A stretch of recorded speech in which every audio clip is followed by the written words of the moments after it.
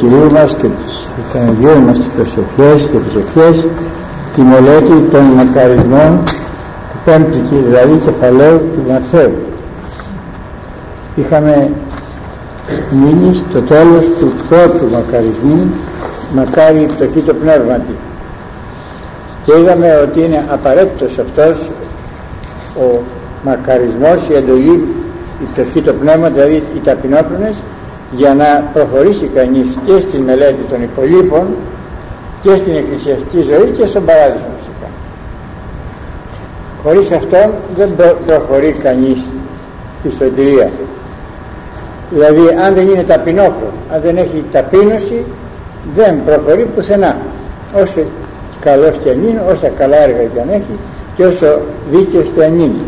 Δηλαδή, για να το πούμε και με γλώσσα μοντέρνα, ο μακαρισμός αυτός είναι ο κωδικός εισόδου στη Βασιλεία του Χριστού. Γιατί η Βασιλεία των Ουρανών, όπως ξέρετε, το παράδεισος είναι η Βασιλεία του Χριστού μας. Για να μπούμε λοιπόν στο πρόγραμμα της Βασιλείας χρειάζεται κάποιος κωδικός, αριθμός. Όπως για να μπούμε στο πρόγραμμα ενός κινητού, να το πάρουμε με τη σύγχρονη ορολογία, του Πάναφου, ξέρω κάποιου άλλου, πρέπει να γνωρίζουμε τον κωδικό για να ξεκινήσει, το PIN που λένε. Αν δεν έχεις αυτό, δεν προχωράς προς τα εκεί. Δεν μπαίνεις δηλαδή μέσα στο πρόγραμμα του κινητού. Για να μπούμε στην ίσπραξη, ας πούμε, υπάρχει η εθνοκάρτα που μπορούμε να παίρνουμε χρήματα από τα μηχανήματα που είναι απ' έξω από τις τράπεζες. Για να μπορέσουμε να πάμε εκεί με την κάρτα και να πάρουμε χρήματα, πρέπει να ξέρουμε το μυστικό κωδικό αριθμό. Αν αυτό δεν το ξέρουμε, δεν μας δίνει χρήματα. Θα το βάλουμε μία, θα το βάλουμε δύο, τη τρίτη μας την παίρνει και την κάρτα και τελειώνουμε. Επομένως, για να μπούμε εκεί και να πάρουμε χρήματα που έχουμε καταθέσει, χρειάζεται κάποιος κωδικός, ένας αριθμός δηλαδή. Για να μπούμε στη χρήση ενός προγράμματος στο κομπιούτερ, που είναι τα πλέον πολύ στην εποχή μας, όλα κινούνται με κομπιούτερ, θα πρέπει να ξέρουμε τον κωδικό του προγράμματος που έχει μέσα και γενικότερα για να πάμε σε ένα συναγερμό αυτοκινήτου ή ας πούμε σπιτιού, θα πρέπει να ξέρουμε τον κωδικό του συναγερμού. Στις κλειδονιές της ασφαλείας υπάρχει κωδικός αριθμός, στα χρηματοκιβώτια υπάρχει ένας κωδικός αριθμός που βάζουμε για να ανοίξει το χρηματοκιβώτιο και ούτω καθεξής. Επομένως, ο κωδικός που χρειάζεται για να μπούμε στη Βασιλεία του Χριστού είναι η πτωχία του πνεύματος, η ταπεινοφροσύνη. Αυτό που είπαμε στην αρχή, αλλά το λέμε τώρα και με μοντέρνα γλώσσα.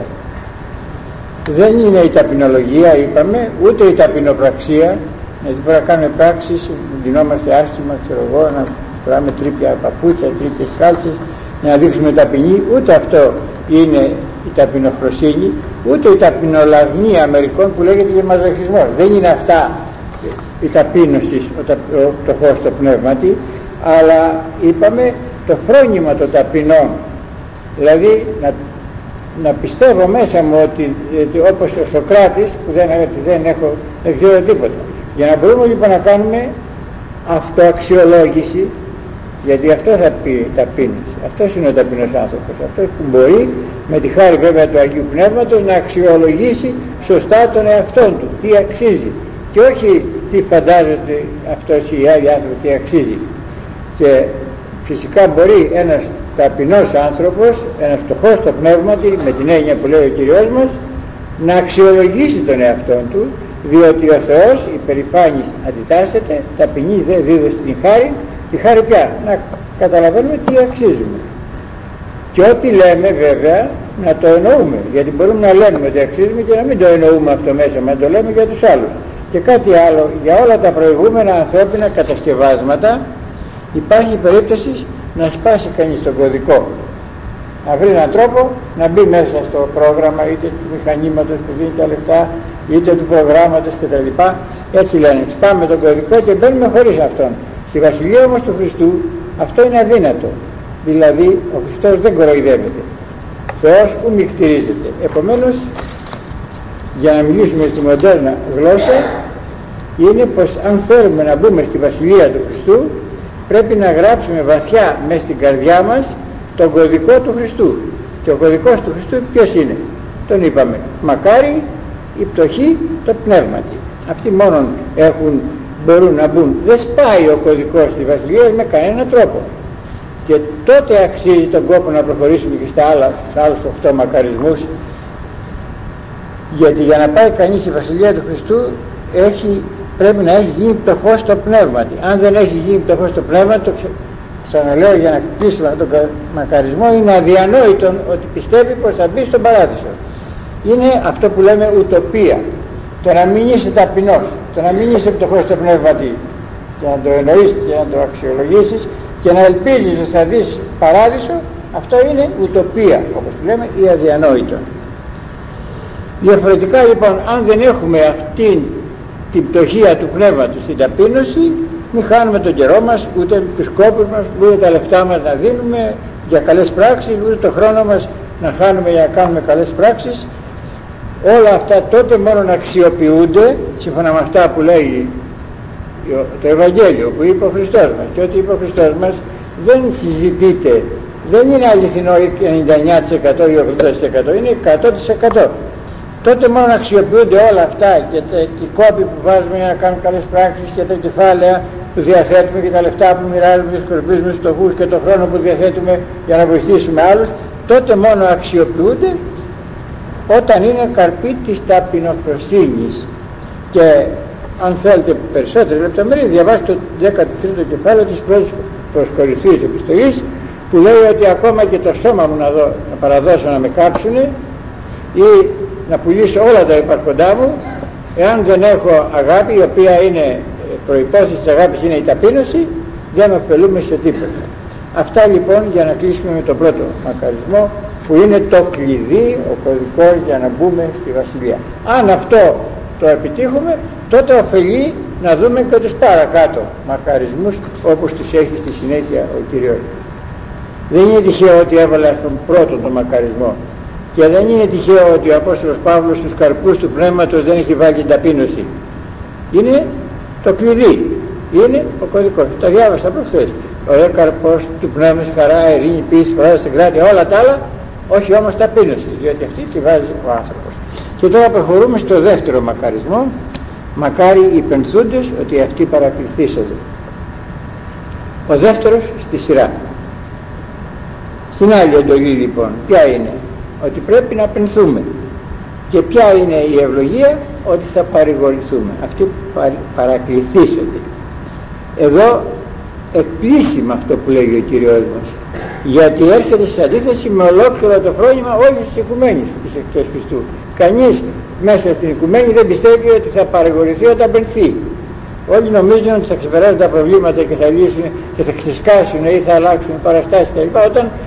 Όταν γλεντοκοπούν. Αλλά δεν λέει ότι μακάρι οι ξεφαντώνοντες ή οι χαζοχαρούμενοι ή μακάρι οι πανηγυρίζοντες ότι αυτοί θα παρηγορηθούν, ούτε μακάρι οι γλεντοκόποι ότι αυτοί θα παρηγορηθούν με τα γλέντια, με αυτά. Αυτά δεν τα λέγει εδώ.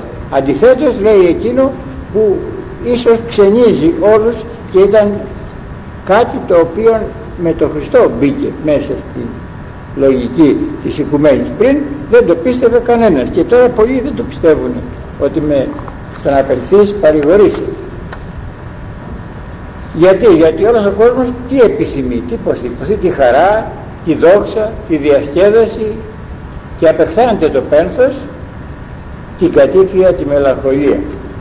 Αν πείτε οι χριστιανοί θέλουν μελαγχολία, θα το δούμε στη συνέχεια. Εκείνο που πρέπει να μετράει σε εμάς όταν διαβάζουμε μακαρισμούς είναι όχι να δούμε πού είναι σωστός και πού δεν είναι, αλλά πού μπορούμε εμείς να το καταλάβουμε, ώστε να αντιληφθούμε ότι είναι σωστός, δεν συζητείται. Ότι είπε ο Χριστός είναι 100% σίγουρο. Πού μπορούμε εμείς να εισέλθουμε και πού δεν μπορούμε. Γι' αυτό λέει ο Χρυσόστομος, έκαμε πρώτα τα θαύματα, πριν μιλήσει επάνω στο όρος, είχε κάνει θαύματα, τα οποία τα ήξερε όσο ο κόσμος. Γι' αυτό άλλωστε είχαν μαζευτεί και τα πλήθη του κόσμου επάνω εκεί στο βουνό για να τον ακούσουν. Γι' αυτό λέει πρώτα έκαμε τα θαύματα και έπειτα μίλησε με αυτούς τους πρωτάκους, τους λόγους που με πρώτη ακοή αποθούνε. Τα έκαμε λοιπόν για να γίνει πιστευτός, δηλαδή να είναι αξιόπιστος. Αυτός δηλαδή να πει ο λαός, ο κόσμος που έκανε τέτοια θαύματα, δεν μπορεί εδώ να μην είναι αξιόπιστο και αυτά που λέει να μην έχουν αξία, και να προσπαθήσουν να τα εννοήσουν, να τα εννοήσουμε δηλαδή, γιατί ακόμα και τώρα υπάρχουν αναστολές για τους μη, ας πούμε, αυτούς που είναι απ' έξω από την Εκκλησία, έστω και αν είναι βαπτισμένοι. Εδώ χρειάζεται λοιπόν εκείνο που είπαμε και στην αρχή, για να μπει κανείς στο νόημα και αυτού του μακαρισμού, του πένθους δηλαδή, και να καταλάβει ότι ο Χριστός έχει δίκιο, όχι ότι συζητάμε ότι ο Χριστός δεν έχει δίκιο, αλλά να το εννοήσουμε ότι ο Χριστός έχει δίκιο, και ο κόσμος άδικο, παρόλο ότι άλλα πιστεύει ο κόσμος για να παρηγορηθεί, τα γλέντια και τα λοιπά, πρέπει να κατέχει, όπως είπαμε, τον κωδικό, δηλαδή να είναι πτωχός στο πνεύμα. Αν δεν είσαι πτωχός στο πνεύμα, δεν μπορείς να μπει στο νόημα του πένθους σαν παρηγοριάς. Με την προϋπόθεση λοιπόν ότι έχει επιτευχθεί ο πρώτος μακαρισμός, προχωράμε. Έτσι με αυτό την πτωχία του πνεύματος μπαίνει στο πρόγραμμα της Βασιλείας του Χριστού, που είναι η Εκκλησία βέβαια, και εδώ και στη Θεαβέβουσα, και καταλαβαίνεις ότι ο Χριστός δεν μας μακαρίζει για τις κατά κόσμον λύπες και δυστυχίες που είναι αποτελέσματα της αμαρτίας. Δηλαδή το μακάρι οι πενθούντες δεν σημαίνει εκείνοι που πενθούν γιατί έχασαν πρόσωπα ή γιατί έπεσε έξω η επιχείρηση ή γιατί απολύθηκαν από μια εργασία ή γιατί εν πάση περιπτώσει δυστυχούν και πενθούν. Δεν μας μακαρίζει για αυτά τα πένθη, για αυτές τις λύπες. Άλλωστε ο ίδιος δεν, διότι όλες αυτές είναι αποτελέσματα της αμαρτίας. Άλλωστε ο ίδιος έχει σε υδρότα ως συνθρόμπους αίματος στη Γεθσιμανή, υποφέροντας για λογαριασμό μας για αυτά όλα τα δεινά που έχει η ανθρωπότης. Δεν είναι λοιπόν μακάρι όσοι πενθούν για αυτά τα δυστυχήματα, αλλά αναφέρεται το πένθος στην ίδια την αμαρτία και όχι στα αποτελέσματά της που είναι οι διάφορες συμφορές. Για να δούμε τώρα πώς το βλέπει ο Χρυσόστομος αυτό το πράγμα. Και τι διαφορά έχει το πένθος για την ίδια την αμαρτία, τις αμαρτίες μας, και το πένθος για τα δυστυχήματα τα οποία μας βρίσκουν και τα οποία δεν το μακαρίζει. Να το δούμε πώς το ίδιο ο Χρυσόστομος αυτό το πράγμα αμέσως.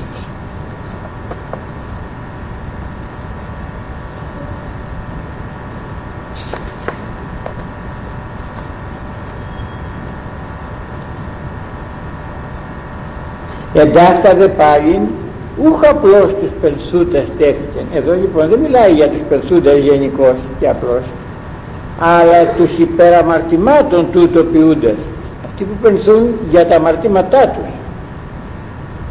και ως τόγε έτερον και σφόδρα εστί και κολλημένον το επί των βιωτικών θρήνων, γιατί δεν επιτρέπει η Εκκλησία μας να έχουμε υπερβολικό θρήνο και πένθος για τα βιωτικά μας δυστυχήματα, λύπες, πένθη κτλ. Δεν μιλάει για αυτά τα πένθη δηλαδή. Ένας που πενθεί για τους δικούς του που έχασε και τα λοιπά, όπως είπαμε, αυτός δεν μακαρίζεται από τον Χριστό, αλλά αυτό που πενθεί για τα αμαρτήματά του. Λοιπόν, ας το δούμε πιο προχωρημένα. Ο Χρυσόστομος έτσι μας το θέτει.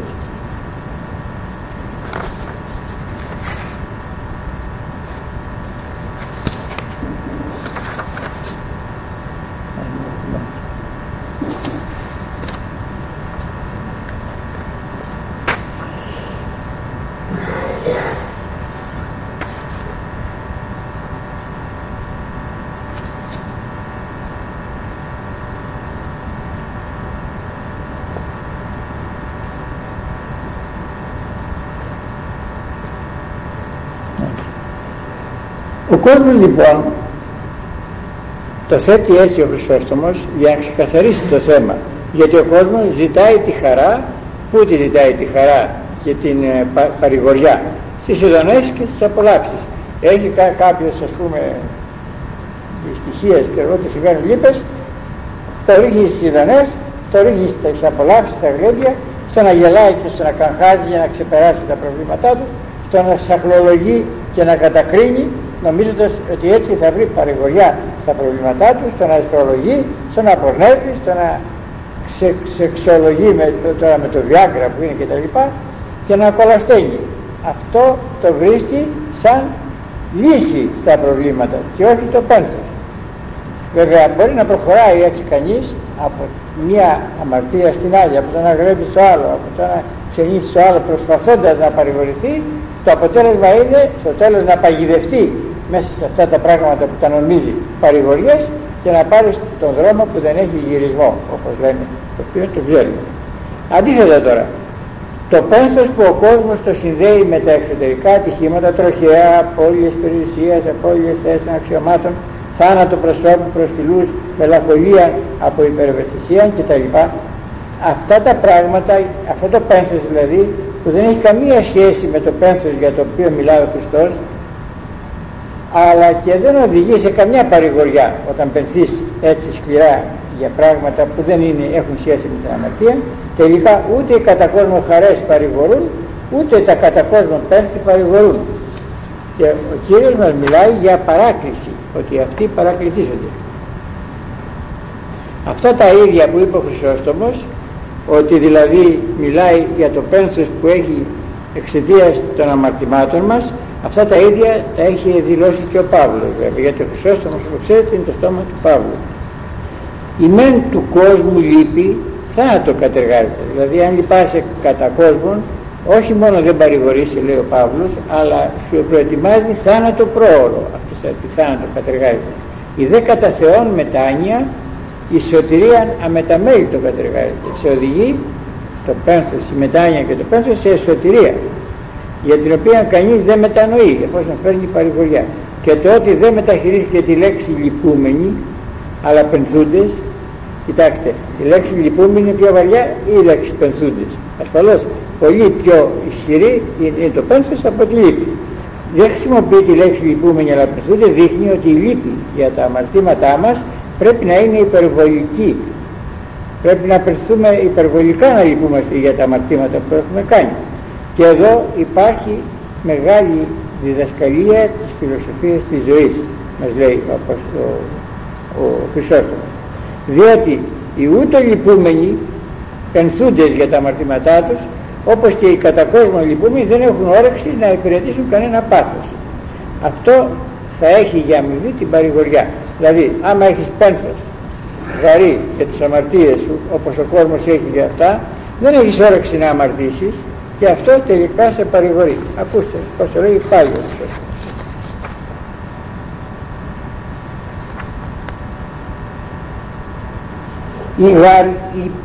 Η παίδας, παιδιά δηλαδή, η γυναίκα, οι άλλων τεινάτων προσηκόντων απελθόντα πενθούντες, αυτοί που έχουν τέτοια βαριά πένθη, λέει, όπως για τη γυναίκα που έχασαν, για τα παιδιά που έχασαν και τα λοιπά και άλλα, όταν πενθούν για αυτά, ου χρημάτων, ου σωμάτων ερώσει κατ' εκείνον της οδύνης των καιρών, ου δόξης εφίενται, ου χύβρεση παροξύνονται, ου υποβασκανία έρχονται.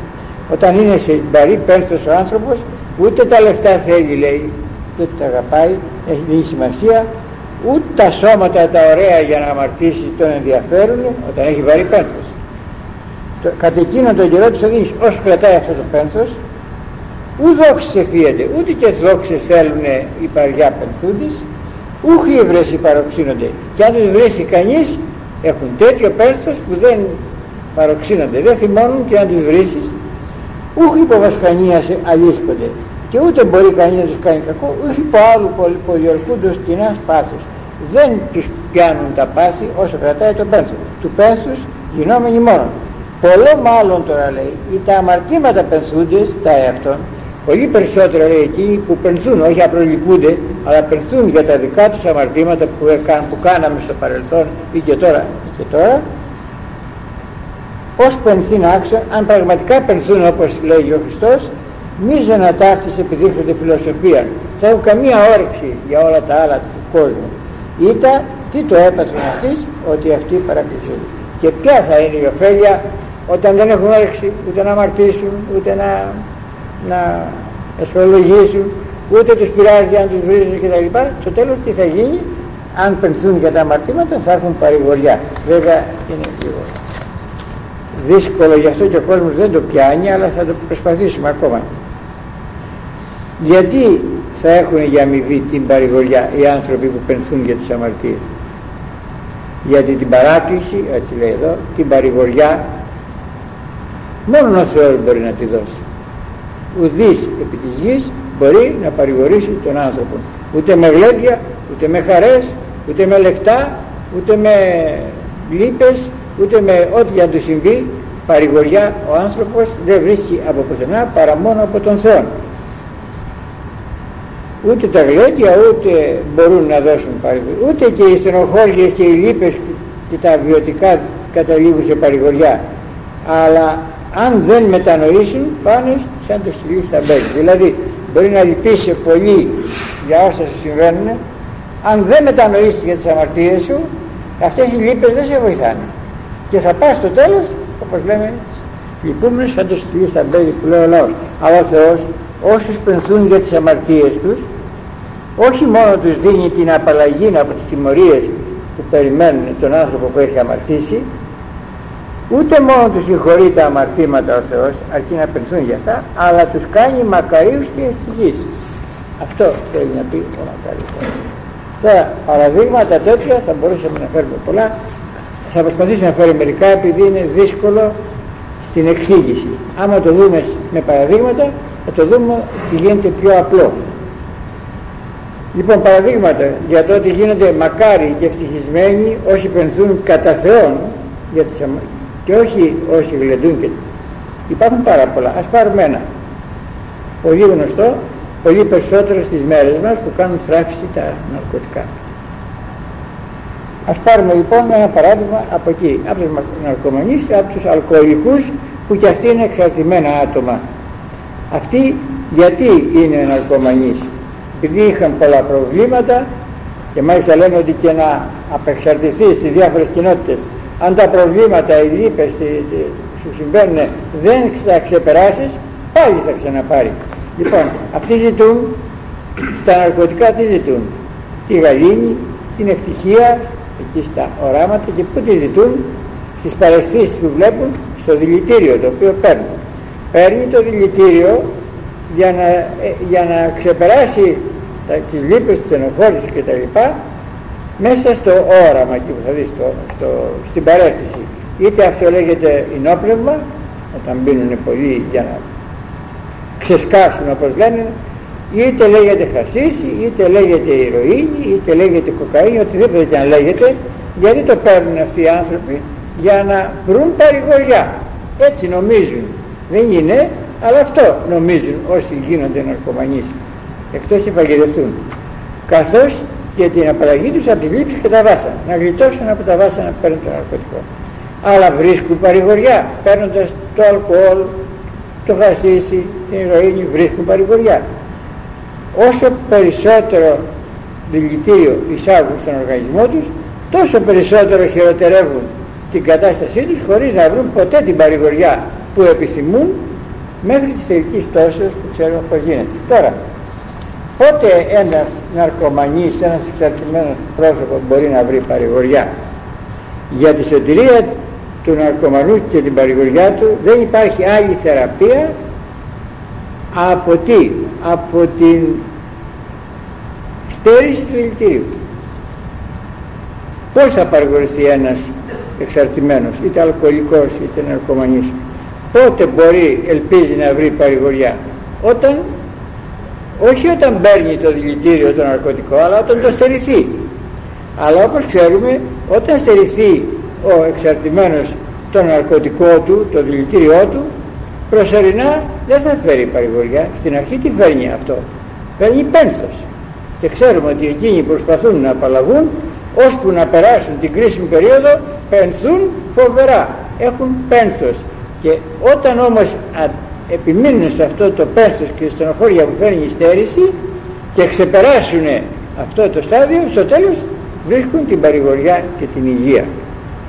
Ξαναλέω, ο ναρκωμανής για να βρει παράκληση, παρηγοριά, πρέπει να περάσει από ένα πένθος βαρύ, το οποίο πένθος είναι η στέρηση του ναρκωτικού του. Αυτό λέγει και εδώ ο Κυριός μας. Το να στερηθούμε τις αμαρτίες μας θα έχει πένθος στην αρχή, Μετά όμως, όταν το καταφέρουμε, μετά θα έχουμε παρηγοριά. Αυτό λέει ο μακαρισμός αυτός. Δηλαδή, όπως οι ναρκωμανείς, έτσι και οι κοσμικοί και οι άθεοι και οι αμαρτωλοί ζητούν να απαλλαγούν από τα λυπηρά της ζωής και να βρουν παρηγοριά και τις στοιχείες που στο αντί ναρκωτικών να παίρνουν ειδονές, σε απολαύσεις, στα γλέντια, στα ξενύχτια, στην ακολασία, στις ασέλγειες, ζητούν παρηγοριά. Βρίσκουν όμως την παρηγοριά εκεί. Όσο πιο πολύ παίρνουν το δηλητήριο της αμαρτίας, με όποια μορφή και το παίρνουν, όχι μόνο απαλλαγή δεν βρίσκουν, ούτε τη χαρά και την ευτυχία την οποία ζητάνε, αλλά συνεχώς χειροτερεύουν την κατάστασή τους, αμαρτάνοντας μέχρι τελικής καταστροφής, είτε με ένα μπουκάλι αλκοόλ στο χέρι, είτε με μια σύριγγα, είτε με ένα υπνοτικό για να βρουν λίγο ύπνο, και τα ξέρουμε βέβαια αυτά. Έτσι λοιπόν, πότε λοιπόν τώρα ο αμαρτωλός που δεν βρίσκει παρηγοριά στην αμαρτία θα παρακληθεί, θα παρηγορηθεί? Πότε? Όταν κόψει την αμαρτία.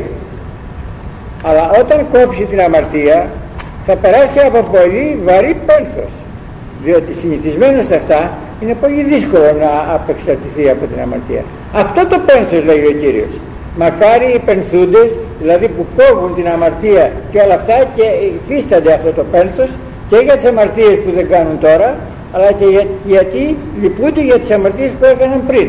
Αυτοί λοιπόν, αυτό το πένθος λέει, εάν το συνεχίσουν θα βρούνε την παρηγοριά, διότι θα γλιτώσουν την αμαρτία, θα γλιτώσουν από τις συνέπειες, και αφού συγχωρηθούν, μετανοήσουν και πάρουν την άφεση, τότε ο μόνος που μπορεί να δώσει παράκληση παρηγοριά είναι ο Θεός, θα τη δώσει ασφαλώς και ξέρουμε ότι τη δίνει και από εκεί και πέρα παρηγορούνται.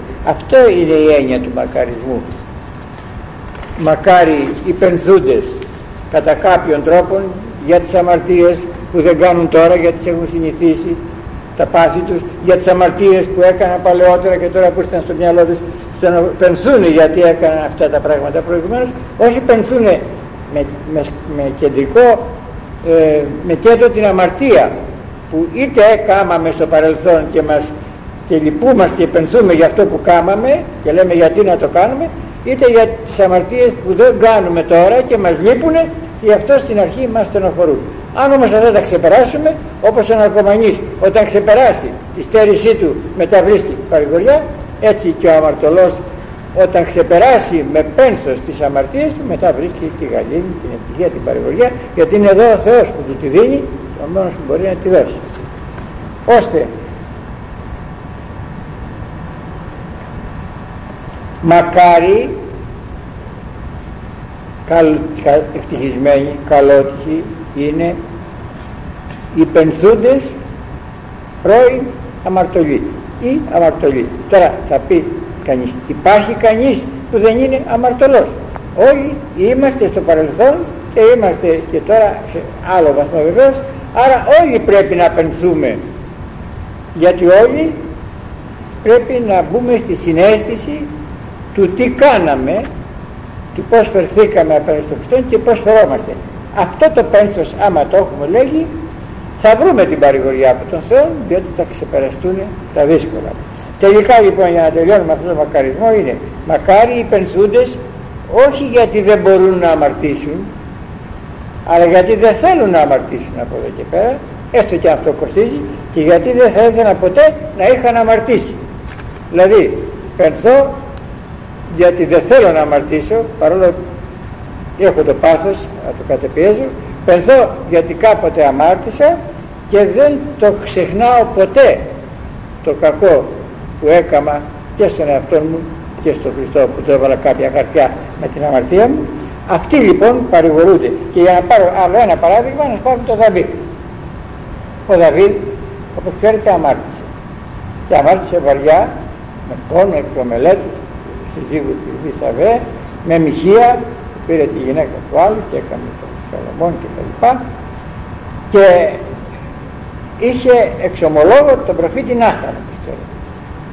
Όταν πήγε λοιπόν, είχε αμαρτήσει αυτή όλη την ιστορία που ξέρουμε με που έστειλε τον άντρα της, τον Ουρία, και σκοτώθηκε στην πρώτη γραμμή, και τόσο πολύ προμελετημένο ήταν ώστε έδωσε διαταγή στο στρατηγό όταν να τον βάλουν μέσα στην πρώτη γραμμή, αυτό είναι το ένα, αλλά όταν επιτεθούν οι εχθροί να φύγουν όλοι από πίσω, έτσι λέει η Γραφή, και να τον αφήσουν μόνο του απέναντι στους εχθρούς. Και αυτό έκαναν και γι' αυτό σκοτώθηκε.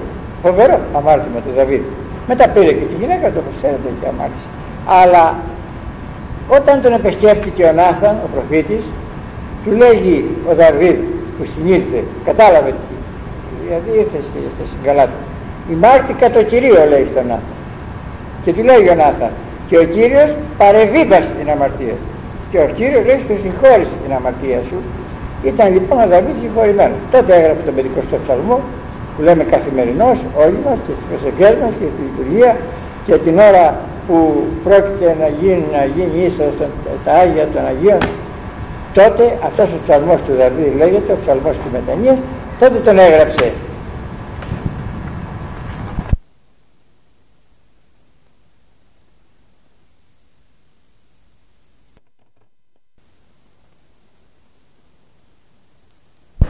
Πολύ ελίσσον μας Θεός και τα λοιπά. Πότε τον έγραψε? Όχι όταν είχε αμαρτήσει και όταν ήταν, αλλά όταν είχε συγχωρηθεί από τις αμαρτίες. Ήταν συγχωρημένος από το Θεό, αλλά δεν ξεχνούσε τις αμαρτίες που είχε κάνει. Και το λέει μέσα στον ψαλμό ότι την ανομία μου εγώ γινώσκω και η αμαρτία μου ενώπιον μου εστί διαπαντός. Γιατί Δαβίδ να είναι ενώπιον σου διαπαντός, αφού συγχωρήσεις από το Θεό? Και εμείς άμα συγχωρηθούμε από το Θεό τα ξεχνάμε. Αλλά εδώ είναι το λεπτό σημείο. Δεν πρέπει να τα ξεχνάμε. Όσα κάναμε θα πρέπει να είναι αιτία να λυπούμαστε, να πενθούμε, όπως ο Δαβίδ. Η αμαρτία μου ενωπιών μου εστί διαπαντός, έστω και αν έχω συγχωρηθεί. Αυτό είναι. Όσοι έχουμε πένθος για το ότι αμαρτήσαμε ή αμαρτάνουμε, έστω και αν έχουμε συγχωρηθεί, αυτοί βρίσκουν την παρηγοριά στο τέλος, κόβοντας βέβαια την αμαρτία και παίρνοντας από το Θεό την παρηγοριά. Όπως βέβαια και ο Δαβίδ, ο οποίος ξέρουμε είναι από τους πολύ μεγάλους της Βασιλείας του Χριστού, αφού το ψαλτήριο που έγραψε ο Δαβίδ, όλοι οι πιστοί της Εκκλησίας το διαβάζουν καθημερινώς. Καταλαβαίνουμε λοιπόν, αν μπόρεσα να σας δώσω τι θα πει μακάρι οι πενθούντες. Όχι αυτοί που τα έχουν βάλει κάτω, τα έχουν βάψει μαύρα γιατί πέτυχαν σε κάποια δουλειά ή κάτι, έπαθαν κάτι. Αλλά αυτοί που τα έχουν μαύρα, θα λέγαμε, γιατί σκέφτονται ότι αμάρτησαν και ίσως να αμαρτάνουν και ακόμα. Αυτοί, αν επιμείνουν στο πένθος, βρίσκουν την παρηγοριά και το ξέρουμε όλοι όσοι έχουμε περάσει από εκεί, ότι στο τέλος παρηγορούμαστε αν μείνουμε στο πένθος για τις αμαρτίες που είχαμε κάνει και που κάναμε και τώρα. Τελικά λοιπόν, για να τελειώσω με αυτό το μακάρι, τελικά είναι μακάριος, δηλαδή τι θα πει είναι μακάριος? Έχει όλα τα στοιχεία της ευτυχίας. Όταν ξεπεράσει αυτό το στάδιο και μπει στην μακαριότητα έχει όλα τα στοιχεία της ευτυχίας που πρέπει ένας άνθρωπος. Δηλαδή τη χαρά, τη γαλήνη αποκτά μετά από ξεπεράσει αυτό το στάδιο, την πληρότητα, δεν έχει κενά, λέει έχω πολλά κενά μέσα. Ο άνθρωπος που πένθησε για τις αμαρτίες και συγχωρήθηκε και πέρασε από εκεί και πέρα και πήρε την παρηγοριά του, δεν έχει κενά μέσα. Ξέρει γιατί ζει, είναι πλήρης, έχει πληρότητα. Την ανάπαυση της ψυχής εδώ στη γη και στην αιωνιότητα. Λοιπόν, για να ολοκληρώσω, όποιος πενθεί για τα χάλια στα οποία τον κατήντησε η αμαρτία, γιατί αυτό το πένθος δεν τον οδηγήσει ποτέ στην καταστροφή, αλλά στην παρηγοριά και τώρα και στην αιωνιότητα. Αυτός είναι μακάρι. Επίσης και το κυρίως γιατί μας φέρνει την άφεση και την καλή απολογία σαν πρώτα στοιχεία. Όπως περάσει από αυτό το πένθος, το οποίο το διατηρεί βεβαίως, σε πρώτη φάση παίρνει την άφεση των αμαρτιών του, διότι μετανοεί, ξομολογείται, και την καλή απολογία. Δηλαδή ένα πλεονέκτημα σε πρώτη φάση, ότι είδατε τι λέμε, καλή απολογία την εκ του φοβερού βήματος του Χριστού. Ξέρει ότι θα έχει απολογία και αρχίζει έτσι να παρηγοριέται. Πρώτα γιατί ξεφορτώθηκε τις αμαρτίες, δεύτερο γιατί ξέρει πλέον ότι δεν θα είναι απολόγητος την ώρα της κρίσεως Και στη συνέχεια όμως ο Θεός δεν αρκείται σε αυτή την παρηγοριά να σου δώσει την άφηση, να νιώσεις ότι έχεις απολογία και δεν θα βρεθείς απολόγητος, αλλά προχωρεί εφόσον μένει στο πένθος αυτό και συνέχεια στην ευτυχία εκ μέρους του Χριστού στη βασιλεία του, ότι εισέχεσαι, έχεις τον κωδικό να μπει στη βασιλεία του Χριστού. Και εδώ νυν, δηλαδή τι λέμε, νυν και αΐ και σε αιώνας, και τώρα σε αυτή τη ζωή, σε αυτή τη γη δηλαδή, και αΐ και στην αιωνιότητα. Τώρα θα μου πείτε, οι Άγιοι είχαν κάτι παραπάνω από εμάς. Το πένθος αυτό το είχαν όχι μόνο για τις δικές τους αμαρτίες, όπως ξέρετε, αλλά για τις αμαρτίες των άλλων. Πενθούσαν όπως όλοι οι Αγίοι μας, αλλά ας πάρουμε τους παλαιούς, όπως ο Μωυσής πενθούσε για τις αμαρτίες του λαού του, όπως ο Παύλος για τους Εβραίους και τους δικούς του και της Εκκλησίας του, όπως ο Δαβίδ που πενθούσε και για τους άλλους.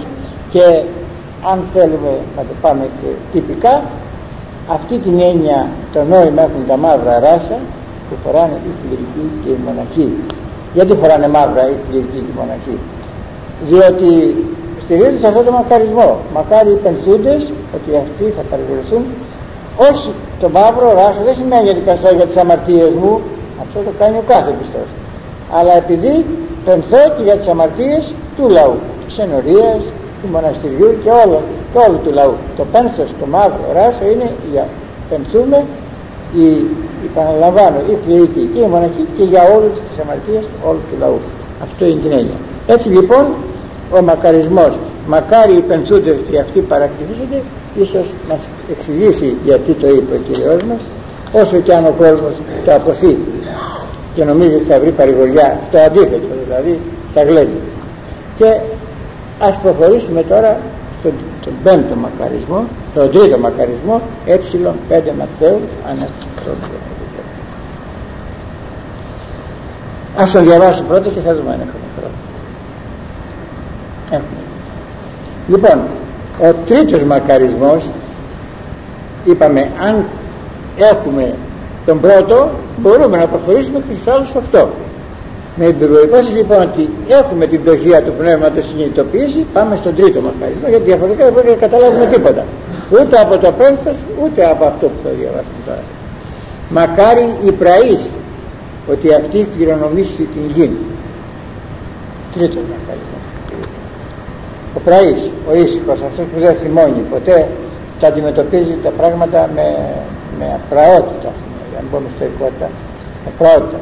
Αυτή η εντολή, το τρίτο δηλαδή μακαρισμός και η εντολή του και η αμοιβή του, είναι ό,τι μεγαλύτερο δώρο που μας έκανε ο Χριστός, εάν θέλουμε να κατακτήσουμε μια σωστή θέση σε αυτή τη γη, εδώ που είμαστε, και να κληρονομήσουμε βέβαια και την καινούργια γη που είναι η Βασιλεία του Χριστού. Διότι άπαξ και γίνει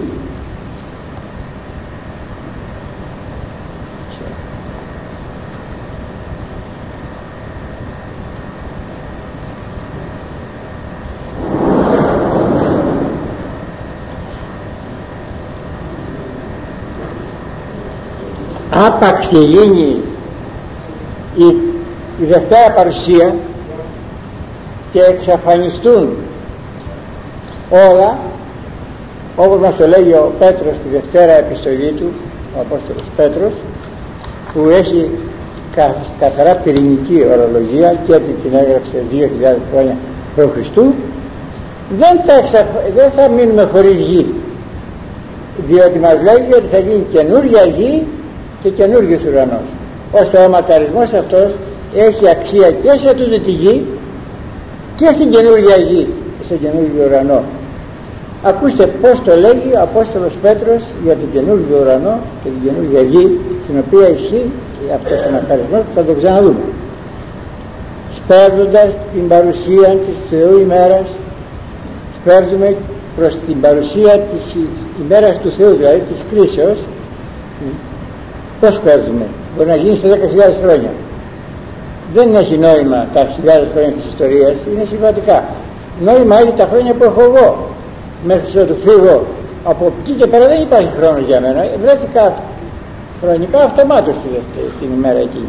Σπέβονται λοιπόν σε αυτή τη ζωή προς εκείνη την ημέρα, στην οποία δίν ουρανοί πυρούμενοι λυθίσονται, θα λυθούν τα στοιχεία των ουρανών, και στοιχεία καυσούμενα τίκεται.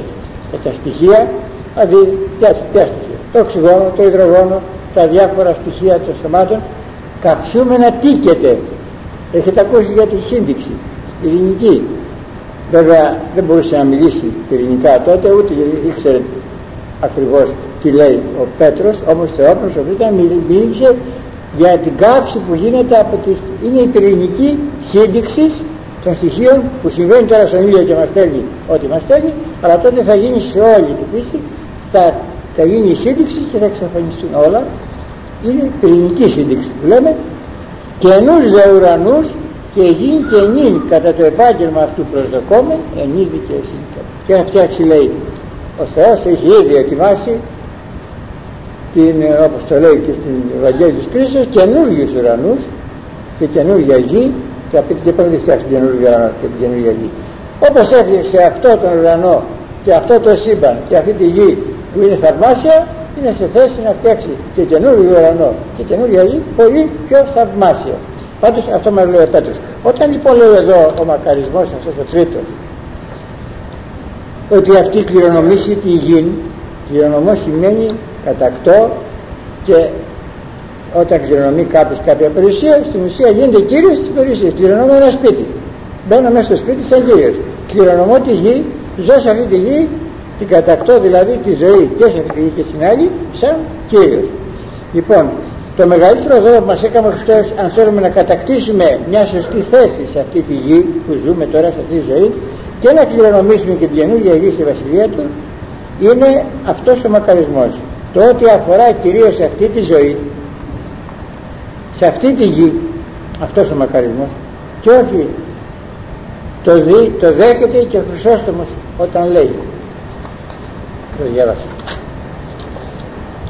ποιαν γη, για ποια γη μιλάει όταν λέει ότι οι πραείς θα κληρονομήσουν, θα κατακτήσουν, θα ζήσουν σαν κύριοι και όχι σαν ταλαιπωρημένα όντα ανθρωποειδείς σε αυτή τη γη, σαν κύριοι? Τι λέει? Ποια γη, η πέμπτη, έτσι μιλάει ο Χριστός, λέει κατευθείαν στο Χριστό.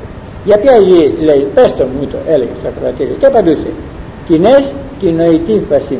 Μερικοί λένε ότι πρόκειται για κάποια ανοητή γη, κάποια όχι ηλική γη, κάποια νοητή, πώς δεν την πούμε, κάποια φανταστική γη. Όχι, αλλού εστέ τούτο. Αλλά δεν είναι αλήθεια ότι μιλάει για νοητή γη. Ουκ εστέ τούτο. Ουδαμού γάρε βρίσκομαι εν τη γραφή γη νοητή. Πουθενά μες στη γραφή δεν υπάρχει να μιλάει για νοητή γη. Μιλάει για αυτή τη γη, μιλάει για την καινούργια γη, η οποία θα είναι πραγματική, 100 φορές πιο πραγματική, απείρως πιο πραγματική από τούτη τη γη, αλλά για νοητή γη δεν μιλάει πουθενά, λέει. Άρα ουδαμού γάρε βρίσκομαι εν τη γραφή γη νοητή. Ο Χρυσόστομος έχει διαβάσει όλη τη γραφή και πουθενά δεν βρήκε, λέει, να μιλάνε για νοητή γη, που λένε μερικοί. Αλλά τίποτε στην το ερημένα. Τι είναι αυτό που είπε τότε, κληρονομήσει τη γη? Αισθητόν τύφησιν έπαθλον. Σου δίνει έπαθλον αισθητό, εδώ γήινο, όσπερ και ο Παύλος υπόν. Το ίδιο που έκανε και ο Παύλος σε άλλη περίπτωση. Τίμα τον πατέρα σου και τη μητέρα σου και πήγα γεννούτο. Ούτω γαρέσει μακροχρόνιος επί της γης. Όταν ο Παύλος έλεγε ότι αν τιμάς τον πατέρα σου και τη μητέρα σου, λέει, θα είσαι μακροχρόνιος, εννοούσε αυτή τη γη εδώ. Όπως και ο Κύριος μιλάει για αυτή τη γη εδώ. Μακροχρόνιος δεν εννοείται να πας σε καμιά φανταστική γη, καμιά νοητή γη, γιατί δεν υπάρχει χρόνος. Όταν λοιπόν λέει ο Παύλος μακροχρόνιος, εννοεί σε αυτή τη γη, και πραγματικά όσοι τιμούν τους γονείς τους, τον πατέρα και τη μητέρα, η πείρα βλέπει ότι ζουν αρκετά χρόνια εδώ στη γη. Για στον νόμο βέβαια δεν υπάρχει χρόνο. Έτσι λοιπόν μιλάει, ο Χριστός επιμένει, μιλάει για αυτή τη γη, ότι θα κληρονομήσουν οι πραείς αυτή τη γη, δηλαδή αυτή τη ζωή σε αυτή τη γη. Το πρώτο λοιπόν που πρέπει να ξεκαθαρίσουμε είναι ότι δεν απευθύνεται σε αυτούς που δεν μπορούν να θυμώσουν. Γιατί λέει μακάρι οι πραείς. Ο πράος άνθρωπος ποιος είναι? Ο κύριος που δεν θυμώνει, δεν εκλεγεί, δεν βγαίνει από τα ρούχα του, οτιδήποτε και αν του συμβεί. Αυτούς δεν εννοεί λοιπόν, δεν απευθύνεται ο Κυριός μας, λέει μακάρι οι πραείς σε αυτούς που δεν μπορούν να θυμώσουν. Και πώς δεν μπορούν να θυμώσουν? Είτε από πολλούς λόγους, είτε από δειλία, κακομοιριά, δεν μπορούν να θυμώσουν ό,τι να γίνει, είτε από αρρώστια, πολλοί είναι άρρωστοι, ξέρω εγώ, από διάφορα που έχουν μια αδράνεια φυσική, είτε από βλακεία. Δεν μιλάει για αυτούς τους πραείς που δεν μπορούν να θυμώσουν, αλλά απευθύνεται σε ποιους? Σε αυτούς που δεν θέλουν να θυμώσουν, διότι έχει λεχθεί και πολύ σωστά από ένα παλαιό ρητό, ανόητος είναι ο άνθρωπος που δεν μπορεί να θυμώσει. Είναι όμως μυαλωμένος ο άνθρωπος που δεν θέλει να θυμώσει. Λοιπόν, σε αυτούς τους πραείς απευθύνεται ο Κύριος, σε αυτούς που δεν θέλουν και δεν θυμώνουν, ας πούμε.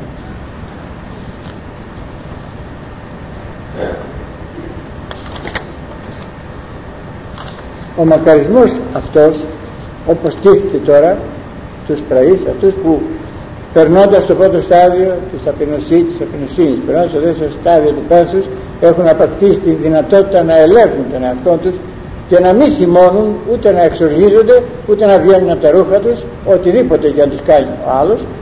Ο μακαρισμός αυτός λοιπόν είναι χρυσορυχείο, από το οποίο μπορεί να πάρει κανείς πραγματικό χρυσό για να τον διαθέσει στην επιτυχία εδώ σε αυτή τη γη, να ζήσει επιτυχώς σε αυτή τη γη, παίρνοντας από εκεί πραγματικό χρυσάφι. Δηλαδή για την αιώνια ζωή δεν χρειάζεται αυτός ο μακαρισμός των πραέων, γιατί θα είναι όλοι όσοι αξιωθούν της Βασιλείας του Χριστού, όλοι πραείς. Δεν υπάρχουν και θυμοί να βγαίνεις στα θυμόνια να βρίζεις έτσι. Όλοι όσοι θα είναι εκεί δεν είναι όλοι πραείς, άρα δεν υπήρχε λόγος να μακαρίσει αυτούς που στην αιωνιότητα θα είναι πραείς, εφόσον ο θυμώδης άνθρωπος δεν πρόκειται να περάσει στη Βασιλεία του Χριστού. Κανείς θυμώδης και οργήλος δεν πρόκειται να περάσει στη Βασιλεία του Θεού. Δεν αναφέρεται λοιπόν σε εκείνη τη ζωή ο μακαρισμός, γιατί δεν έχει νόημα. Όλοι οι πραείς είναι εκεί, όσοι αξιωθούν, αλλά σε τούτη τη ζωή και βοηθάει πολύ με καθαρό χρυσάφι, θα λέγαμε. Παραδείγμα, ο πράος άνθρωπος, το πρώτο που παίρνει από αυτόν τον μακαρισμό που αποκτάει είναι ότι αποκτάει την δύναμη να έχει καθαρό μυαλό στην κρίσιμη στιγμή, ώστε να σκέπτεται σωστά. Ο θυμώδης, ο οργήλος, όπως και αν έχει το πράγμα, είτε σε ό,τι συμβεί, χάνει αυτή τη δύναμη του να έχει καθαρό μυαλό, να αντιμετωπίσει δηλαδή την κατάσταση. Γιατί το να θυμώσεις, ας πούμε, έτσι, αυτό δεν το συζητάμε. Συζητάμε στη δύσκολη ώρα να μην θυμώνει ο πραής, εκεί κρίνεται, ας πούμε. Λοιπόν, όταν είναι μια κρίσιμη στιγμή, ο θυμώδης χάνει τη δύναμη. Ο θυμός του, η οργή του, του θωρώνει το μυαλό. Το λέει όλα. Και λέει και κάνει πράγματα, αυτός που δεν είναι πράος, που στρέφονται εναντίον του τελικά. Διότι δεν κάνει σωστά πράγματα. Παραδείγματα έχουμε πολλά. Ο μη πράος άνθρωπος στη δύσκολη ώρα κάνει πράγματα που είναι εναντίον του και που τα επιδιώκει ο εκπαιδευμένος εχθρός του για να τον εξοντώσει. Δηλαδή του επιτίθεται με τέτοιο τρόπο ένας που ξέρει, ώστε να τον κάνει τον άλλον, εμένα, να θυμώσω, να κάνω και να πω πράγματα που δεν πρέπει γιατί δεν έχω καθαρό μυαλό, και να τα εκμεταλλευτεί για να με πάρει στο δικαστήριο να με καταστρέψει. Σκεφτείτε, για να πάρω ένα χοντρό παράδειγμα τώρα, επίκαιρο όμως, πόσο πασχίζει η Τουρκία τώρα τελευταία να μας εξοργήσει για να κάνουμε καμιά τρέλα και να καταφέρει να κάνει τι που θέλει. Προσέχτε πως μιλάνε οι Τούρκοι συνεχώς. Ποιος είναι ο στόχος τους? Να μας εξοργήσουν, να μας... Το ότι μέχρι ώρας κρατάει η χώρα μας πραότητα, αυτό είναι ένα από τα πολλά που δίνει ο μακαρισμός, μακάρι η πραής. Αλλά δεν είναι μόνο αυτό.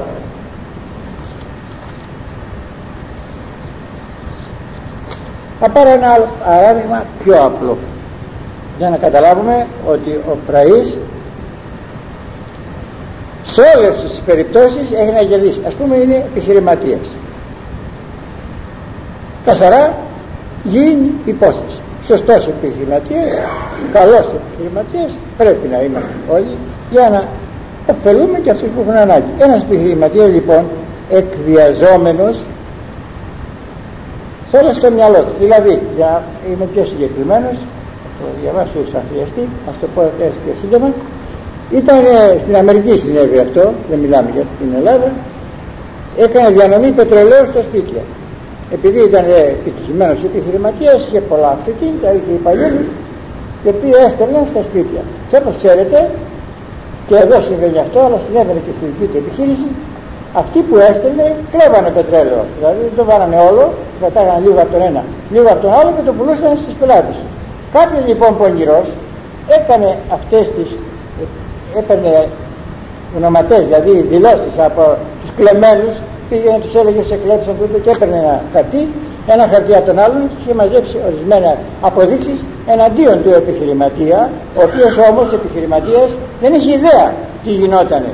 Αυτός ήταν σωστός. Και πάει και του λέει, βλέπεις αυτά εδώ, είναι για τον εισαγγελέα.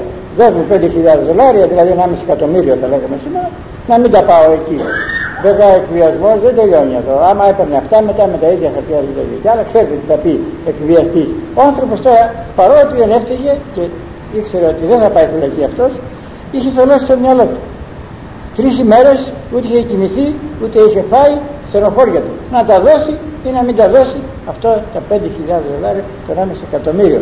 Αλλά επειδή είχε θυμώσει και είχε στενοχωρηθεί, είχε θολώσει το μυαλό του και δεν μπορούσε να σκεφτεί σωστά. Δεν ήταν πράης, δεν είχε εξελιχθεί στην πραότητα. Γιατί λέμε ότι ωφελεί σε αυτή τη ζωή.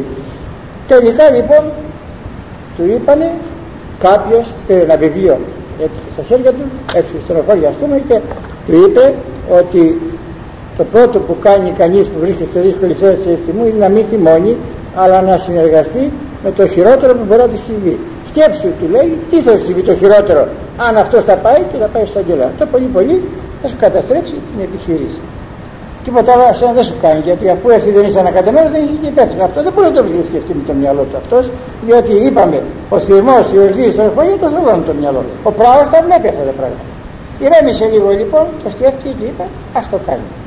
Όταν λοιπόν είπε αυτό, ας το κάνει το χειρότερο, το πολύ πολύ θα μου κλείσει την επιχείρηση, εγώ είμαι πειραμένος άνθρωπος, θα βρω δουλειά και θα τη ξαναφτιάξω. Άρχισε να χαλαρώνει, διότι άρχισε να αποκτά αυτόν την πραότητα. Τελικά λοιπόν όταν ηρέμησε, τότε σκέφτηκε, δεν πάω στο δικηγόρο μου να μου πει τι να κάνω. Φανταστείτε τώρα, 3 μέρες δεν είχε φάει, δεν είχε κοιμηθεί, είχε τρελαθεί και δεν είχε σκεφτεί να πάει στο δικηγόρο του, που είναι το πρώτο που θα σκεφτεί. Γιατί ο άνθρωπος που δεν είναι πράος δεν σκέφτεται, θολώνει και αχρηστεύεται το μυαλό του. Άπαξ και το σκέφτηκε αυτό βεβαίως, πήγε και ακούστε τα αποτελέσματα για να καταλάβετε πόσο θησαυρό έχει αυτός ο μακαρισμός σε τούτη τη ζωή, τον πράο. Ακούστε το, να σας το δώσω το αποτέλεσμα από εδώ. Μιλάμε τώρα για ανθρώπους που είναι μέσα στα πράγματα, αλλά οι οποίοι λοιπόν μια στιγμή.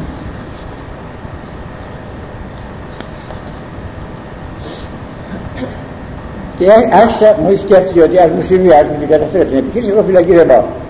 Η παραζάλη στην οποία βρισκόμουν 3 ημερόλιστα άρχισε να περνάει λίγο, να γίνεται πράγμα. Τα συναισθήματά μου έγιναν ηρεμότερα και προς έκπληξή μου ανέκτησα τη δύναμη να σκέπτομαι. Μέχρι τώρα 3 μέρες δεν σκεφτόταν ο άνθρωπος. Ήμουν τώρα αρκετά ψύχρεμος για να προχωρήσω στην 3η βαθμίδα, να κάνω το χείλη στο λιγότερο κακό, να το σώσω όσο μπορώ. Ενώ στάσμα διαφορετικές λύσεις, μια από τις εντελώς μην παρουσιάσει. Εάν έλεγα στο δικηγόρο μου τα πάντα, αυτός ίσως θα έβρισκε μια διέξοδο η οποία δεν είχε έρθει στο δικό μου το μυαλό. Το δέχομαι ότι φαίνεται γελίο, αλλά έτσι είναι. Να λέω ότι αυτή η ιδέα δεν μου είχε έρθει νωρίτερα.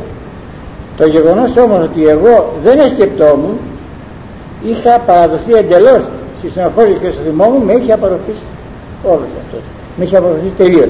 Αποφάσισα αμέσως ότι το πρώτο πράγμα που θα κάνω το πρωί θα είναι να πάω να δω το δικηγόρο μου. Και έπειτα έπεσα στο κρεβάτι και κοιμήθηκα σαν μικρό παιδί. Δεν έχει αλλάξει τίποτα, αλλά τώρα που απέκτησε πραότητα, κοιμήθηκε ο άνθρωπος.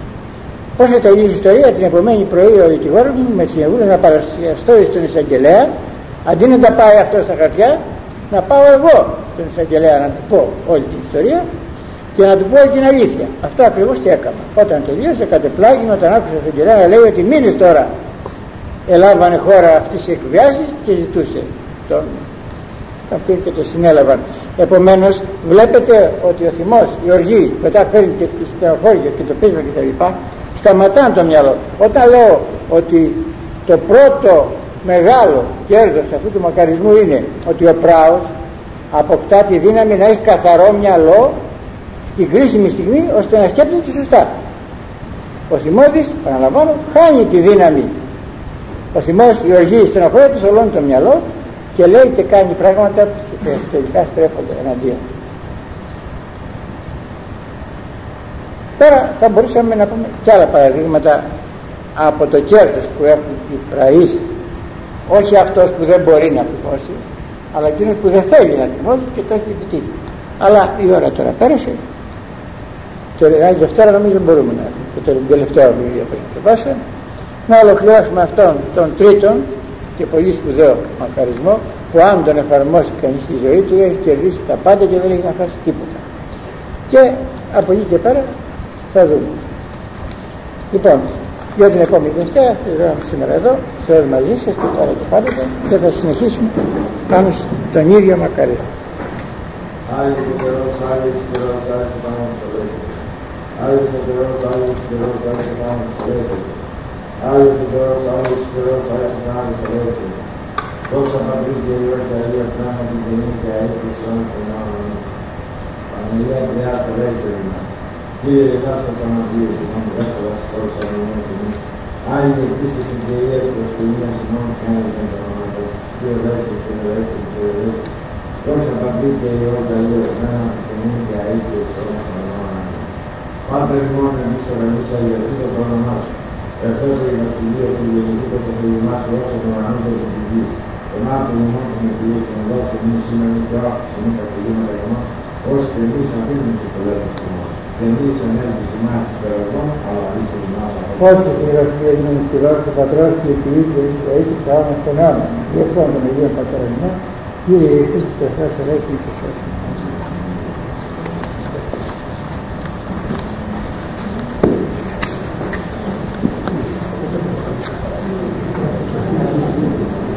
Είπαμε, μιλάνε για